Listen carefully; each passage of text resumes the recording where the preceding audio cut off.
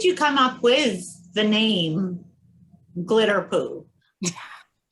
I mean, I just have to ask. I mean, yeah, I don't remember. I just remember, I mean, this first started out of me just writing down steps. Like if a unicorn was sharing secrets, like, you know, what would it take to be a unicorn? And then when it was about a name and like a silly name, I just started writing down different names. So I think some of them are in there, like Happy Sparkles and Prancing, and it just didn't seem funny enough. I don't know. And so the more his personality came out, it was just glitter poop. It just came, and it was so silly. Like some of the things that you see in the background in the art, Maddie actually did. So like I'm pretty sure there's a laughing tree branch back there.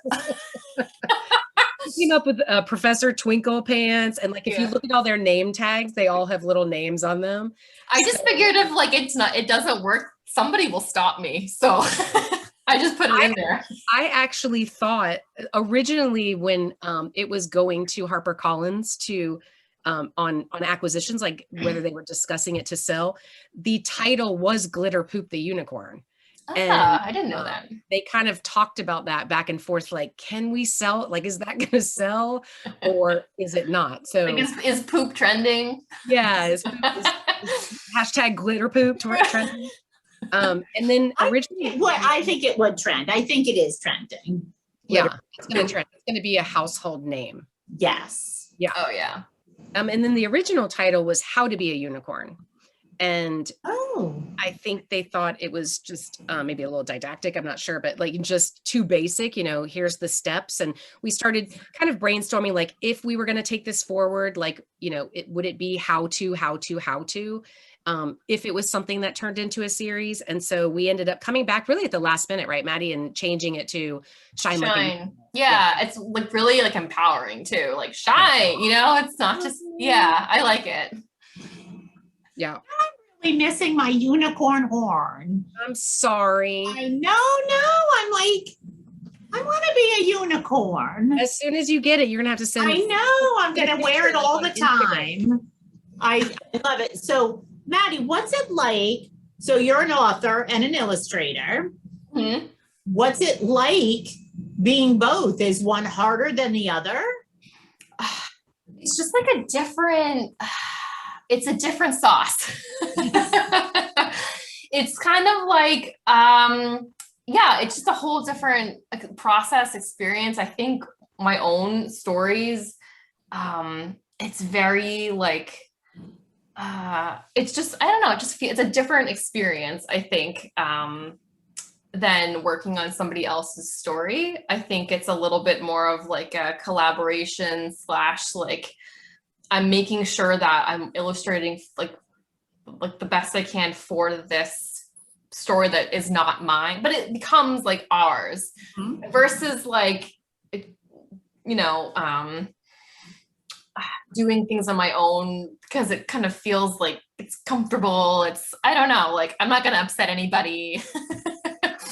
I think maybe a baby or like adopting a baby, you're still your baby. Yeah, right. It's kind of like taking care of someone's puppy versus like owning a puppy. You know what I mean? If that makes any sense. You know, Maddie and I are kindred. We are kindred spirits. So we totally nailed it. Like when I, you know, originally got the sketches, I mean, she brought more humor, but it was exactly what I imagined.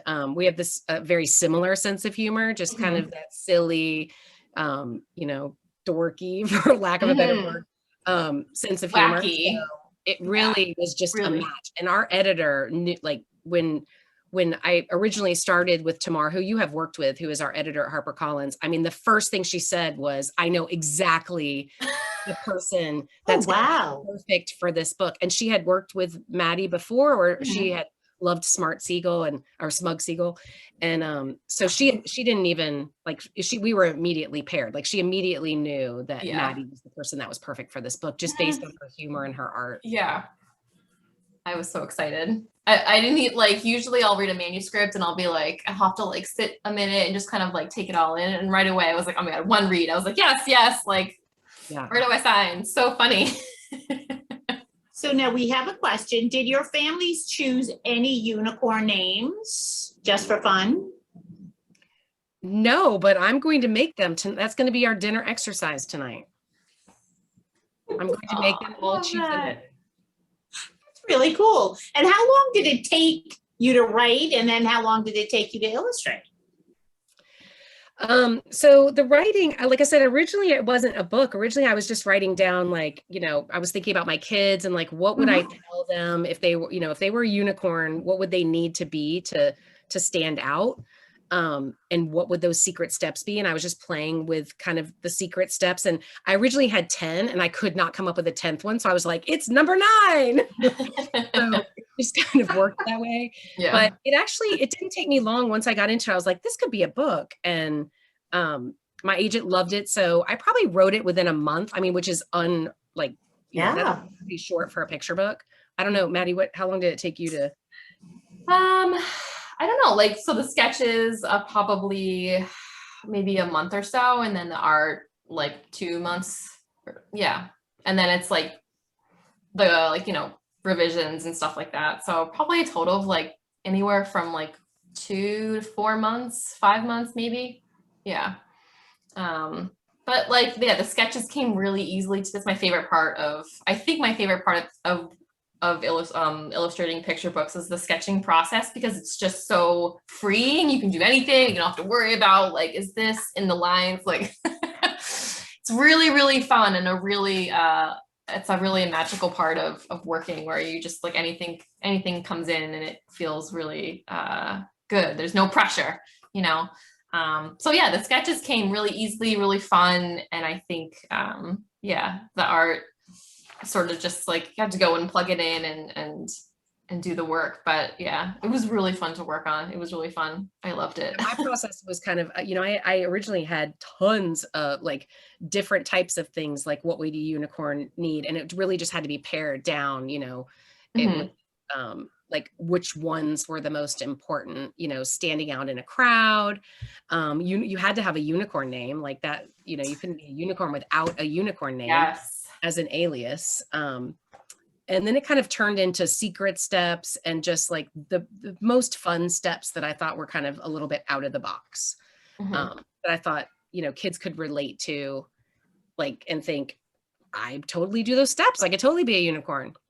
I know. And as soon as I read the secret steps, I'm I'm going to make actual secret steps. Right. That's my brain.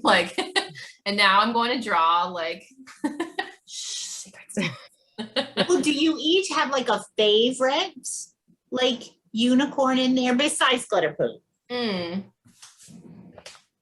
My favorite page, honestly, and I tell Maddie this all the time, is when that page is thinking of the cupcake. I don't know why I find that so funny. But I just think it's hilarious that everyone in there is in class and they're all thinking of questions and he's just cupcake.